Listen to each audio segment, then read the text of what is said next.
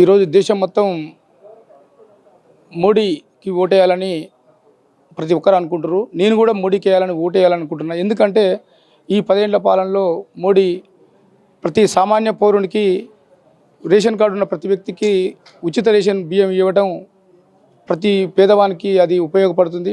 మరియు కరోనా టైంలో కూడా ప్రపంచం మొత్తం ఎంతో అతలాతులకమైనా కూడా మన భారతదేశ ప్రజలను పేదలను కూడా కరోనా టీకాని ఇచ్చి పేదలకు ప్రాణాలు కాపాడిన మహానుభావుడు. మరియు 500 సంవత్సరాల క్రితం ఉన్న రామ మందిరాన్ని యొక్క లిటికేషన్ ఎంతో 500 ఏళ్ళ తర్వాత కూడా దాన్ని ఏ గవర్నమెంట్ 70 ఏళ్ళ పరిపాలన కాంగ్రెస్ పరిపాలన కానీ వేరే వాళ్ళు కానీ ఎవరు దీన్ని సాధించలేదు. మోడీ గారు భారతదేశం ఆత్మగౌరవం సంబంధించిన రామ మందిరాన్ని నిర్మించి ప్రజలకు అది అంకితం చేసిండు. ఈరోజు ప్రతి హిందువు కానీ ప్రతి పౌరుడు, నేను కూడా ప్రతి సామాన్య పౌరుడు కూడా ఇలా హిందువు అనేవాడు ప్రతి ఒక్కరు మోడీకి ఓటేయాలని బీజేపీకి ఓటేయాలని అనుకుంటున్నారు. మరియు ఈ భారతదేశం మొత్తం ప్రపంచం మొత్తం ఈసారి మోడీకి మళ్ళీ 400 సీట్లు వస్తే దాన్ని ఇంకా భారతదేశాన్ని అత్యున్నత స్థాయికి చేస్తాడని ప్రతి ఒక్కరు అనుకుంటారు. ఈసారి కంపల్సరీ మోడీకి 400 సీట్లు వస్తాయి. ఈ భారతదేశ రూపురేఖలు కూడా ఈ మోడీ మారుస్తాడని ప్రతి ఒక్క సామాన్య వ్యక్తి కూడా ప్రతి ఒక్కరు అనుకుంటారు. నల్గొండ పరిధి కోసం మాత్రం శానపూడి సైదిరెడ్డి కానీ బూర నర్సయ్య గౌడ్ కానీ అత్యధిక మేరతో ఈ 400 సీట్లు, ఈ 2 సీట్లు ఘంటాపదంగా ఈ 2 సీట్లు గెలిస్తాయని నా యొక్క అభిప్రాయం. మేము కూడా ఈసారి బీజేపీకి ప్రతి ఒక్కరు బీజేపీకి ఓటేస్తారని ఇప్పుడు ఆంధ్రప్రదేశ్ తెలంగాణలో విడిపోయినప్పుడు తెలంగాణ ఉద్యమం జరిగినప్పుడు సకల జనులు సమ్మె చేసినప్పుడు ఎవరు సకల జనులు సమ్మె చేయాలని బయటికి రావాలని ఎవరు అనుకోలేదు. ఆ రోజు ఈరోజు కూడా ప్రతి ఒక్కరు ప్రతి ఇంట్లోనే ప్రతి కుటుంబాల ఆళ్ళు ప్రతి ఒక్కరు అనుకుంటారు బీజేపీకి ఓటేయాలి, మోడీ గారు ఓటేయాలి అని ప్రతి ఒక్కరు అనుకుంటారు. ఈ యొక్క సకల జనుల సమ్మె ఎట్లా తెలంగాణ ఉద్యమం ఎట్టొచ్చిందో ఇలా తెలంగాణలో కూడా ప్రతి ఒక్కరు బీజేపీకి ఓటేయాలని ప్రతి ఇంటి నుంచి ప్రతి ఒక్కరు ఆళ్ళే అనుకుంటారు. ప్రచారం చేయవలసిన అవసరం కూడా ఏం లేదు. నా ఇల్లు ఉంది, నా ఊరు ఉంది, నా బజార్ ఉంది, ప్రతి వీధిలో ప్రతి ఒక్కరు ఏ ఇంటికి పోయినా కూడా మోడీ మోడీ మోడీ అంటారు. ఇది ఎన్నికలు వచ్చిన తర్వాత మోడీ హవా అయింది తెలంగాణలో. మోడీకి ఎన్ని సీట్లు వస్తాయనేది డబ్బా ఇప్పిన తర్వాతనే ఇది తెలుస్తుందని ప్రతి ఒక్కరు చెప్తున్నాను. పెరిక మునికుమార్ అన్న, నా పేరు. నల్గొండ జిల్లా నల్గొండ పట్టణంలో ఉంటా. రానున్న పార్లమెంటు ఎన్నికల్లో మా జిల్లా వైపు నుంచి, మా పార్లమెంటు వైపు నుంచి కూడా శానంపూరి సైదిరెడ్డి గారికి మా మద్దతు కూడా పూర్తిగా తెలియజేస్తూ ఉన్నాం. ఖచ్చితంగా నరేంద్ర మోడీ గారు చేస్తున్నటువంటి అభివృద్ధి ఫలాలను ఈ 70 సంవత్సరాలు కాంగ్రెస్ పార్టీ రావణ కాష్టంలా కాశ్మీర్ సమస్య రగిలించినప్పటికీ కూడా ఆర్టికల్ 370ని రద్దు చేసి ఈరోజు ఒకే రాష్ట్రంలో, ఒకే భారతదేశంలో 2 జెండాలు 2 రాజ్యాంగాలు ఉండొద్దని చెప్పి ఎలాంటి సమస్యాత్మకంగా ఎలాంటి ఇబ్బందులు లేకుండా ఒక్క దెబ్బతోటి 370 ఆర్టికల్ని రద్దు చేసినటువంటి ఘనత నరేంద్ర మోడీ గారికి దక్కింది. ఇదే విధంగా కరోనా కష్టకాలంలో మనందరికీ తెలుసు, పేద ప్రజలందరికీ కూడా అల్లాడుతున్నటువంటి కరోనా సమయంలో ఒక్కొక్కరికి 2 డోసుల చొప్పున ఉచితంగా ప్రతి ఇంటికి పంపించి ప్రజలందరికీ కూడా ప్రాణాలు కాపాడినటువంటి మహానుభావుడు, దేవుడు నరేంద్ర మోడీ గారు. మరి అలాంటి మనిషికి మనం ఓటేయకపోవడం కూడా మనం ఏ విధంగా ఒకసారి ఆలోచన చేసుకోవాలి. నేను ప్రజలందరికీ కూడా చెప్తున్నాం, మేమందరం కూడా మా ప్రాంతంలో ఉన్న వాళ్ళందరం కూడా మా ఇంటి చుట్టుపక్కల కానీ మేమందరం కూడా ఒకటే కోరుకుంటున్నాం, నరేంద్ర మోడీ గారు మళ్ళోసారి ప్రధానమంత్రి కావాలి. ఈ దేశం బాగుండాలన్నా, మన భవిష్యత్తు బాగుండాలన్నా, యువతకు ఉద్యోగాలు రావాలన్నా, దేశం సుభిక్షంగా సురక్షంగా ఉండాలన్నా కూడా నరేంద్ర మోడీ కావాలనేది మా అందరి ఆకాంక్ష.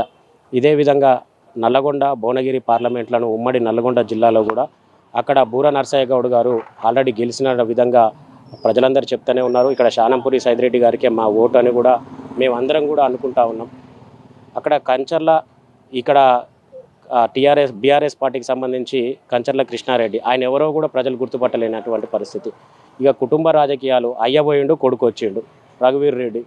ఆయన ఎందుకు వచ్చిండో, ఈయన ఎందుకు పోయిండో. కాంగ్రెస్ పార్టీ అంటేనే కుటుంబ పార్టీ.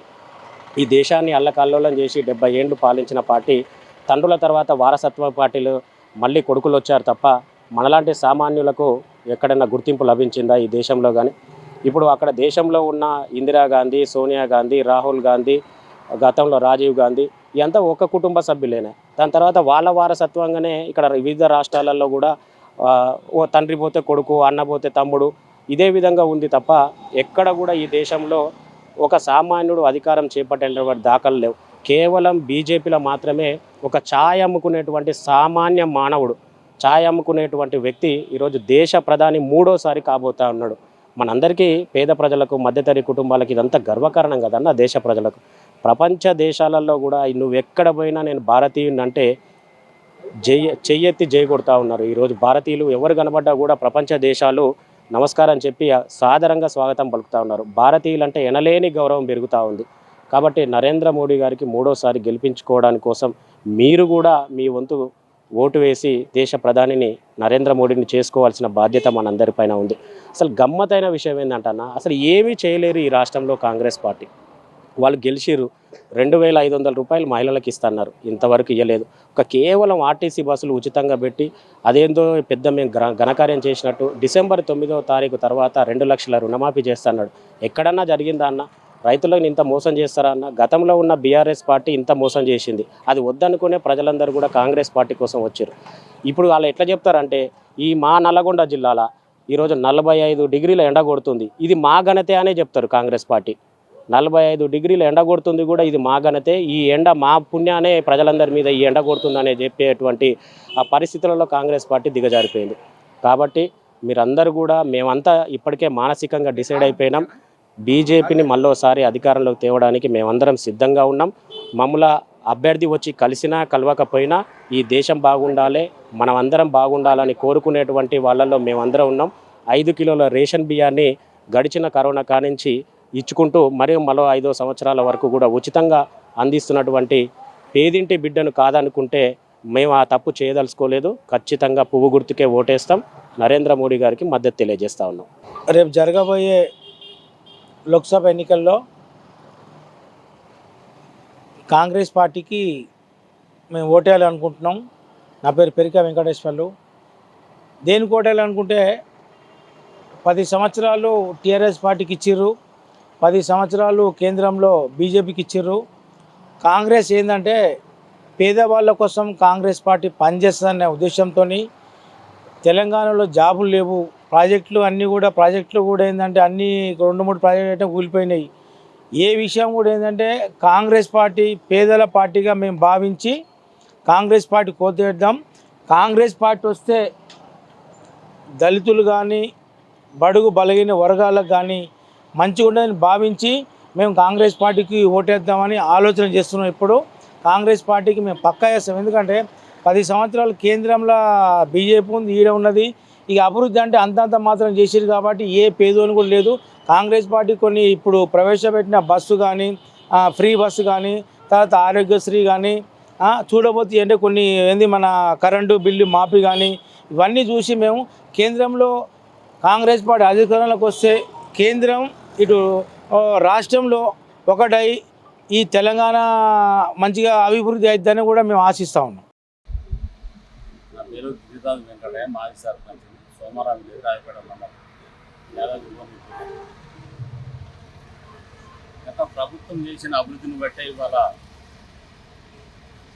ఎంపీగా పార్లమెంటు ఎలక్షన్లో ఏదైనా మొన్న ఏదో జరిగింది కానీ ఈసారన్నా ఎంపీ గారిని గెలిపించుకుంటేనే కొన్ని అభివృద్ధి కార్యక్రమంలో అప్పటికే పూర్తి కానిపోయింది. అట్లాగనే గవర్నమెంట్లో 14 సీట్లన్నా ఎంపీ గారు టీఆర్ఎస్ గెలవడం ఖాయం. మన అందులో ముఖ్యంగా మన యాదాద్రి జిల్లా ఉంది కాబట్టి మన ఎంపీ గారికి ఒక 8 నియోజకవర్గం ఉన్నాయి కాబట్టి అందులో ముఖ్యంగా మన ఆలేరు నియోజకవర్గంలో యాదగిరిగుట్ట అభివృద్ధి అయింది కాబట్టి మన ఎంపీ టీఆర్ఎస్ గెలవడం ఖాయం. నా పేరు కుమార్, మాది ఆలేరు మండలం రాఘాపురం. ఈ పార్లమెంట్ ఎన్నికల్లో ఏ పార్టీ అయితే బాగుంటారనే ఉద్దేశంలో ప్రతి ఒక్కరూ దేశవ్యాప్తంగా రాహుల్ గాంధీని ప్రధానం చేయడంలో యువత ముందు వరుసలో ఉన్నది కాబట్టి భువనగిరి పార్లమెంటులో పరిధిలో యువకులైనటువంటి శ్యామల కిరణ్ కుమార్ రెడ్డి ఓటేయడానికి యువత ఉత్సాహంగా ఉన్నది. అదేవిధంగా రాష్ట్రంలో కాంగ్రెస్ పార్టీ అధికారంలో ఉంది కాబట్టి ఎంపీ సుద్ధా కాంగ్రెస్ని గెలిపించుకుంటే ఈ రాష్ట్రానికి కేంద్రం నుంచి కానీ రాష్ట్రం నుంచి కానీ నిధులు ఒకే విధంగా వచ్చి ఈ ప్రాంతాన్ని అభివృద్ధి చేసుకోవడంలో ముందంజ ఉంటుంది కాబట్టి ప్రతి ఒక్కరూ కాంగ్రెస్ పార్టీకి ఓటేయాలనే ఆలోచన ఉన్నారు.